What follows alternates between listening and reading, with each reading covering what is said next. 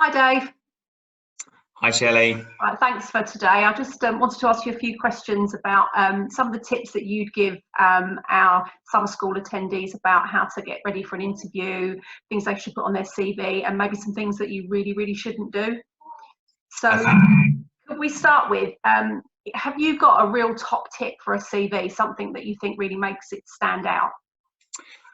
I look at the CV as being part of the whole application process, and what I want to see in that application is the reason that you want the job with me. So I want to feel that you've considered the role, you've recognised it's a role that you want to do, and now you're telling me this is what I bring to this role, this is why I'll be successful here. What I don't want is a generic list of qualifications that doesn't tell me anything about the skills that you bring and the things that you're interested in. So that's what I would want to see in any application, whether it's a CV, whether you're filling out an application form, whether it's a letter, is tell me why you want the job with me. Okay.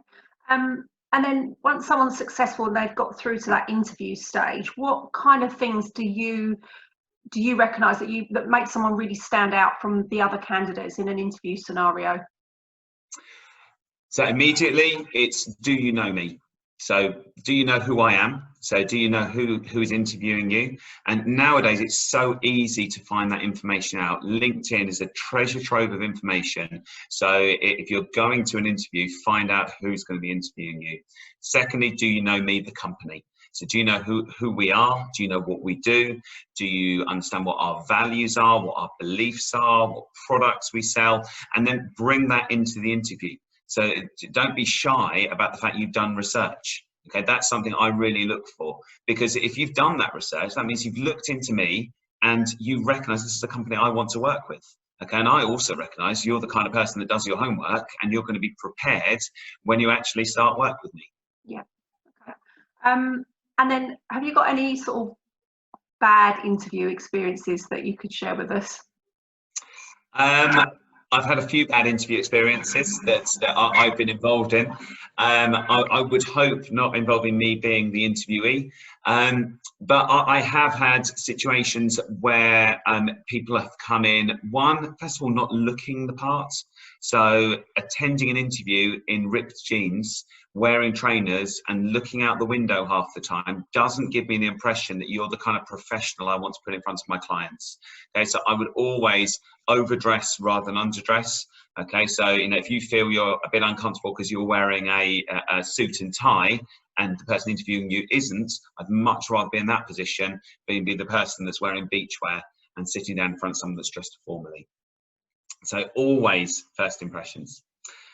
Other disasters in interviews that I've come across are where I had a candidate who was due to arrive at, let's say, 10 o'clock. He didn't arrive until nearly 10:30. When he arrived, he'd obviously been hurrying and rushing because he was hot and sweaty, sat down opposite me and then proceeded to interview. And it was clear that he didn't really understand what the job role was. To be honest, I gave him an absolute grilling in the interview.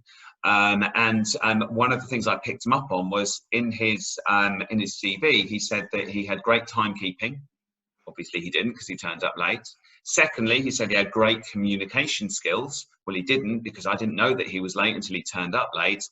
Thirdly, he said he had, and it was great attention to detail. Well, great attention to detail will be actually recognising the job that you advertised for. Okay, so he did get a very uncomfortable interview from me. Most of those, well, I would definitely say being late is not your fault.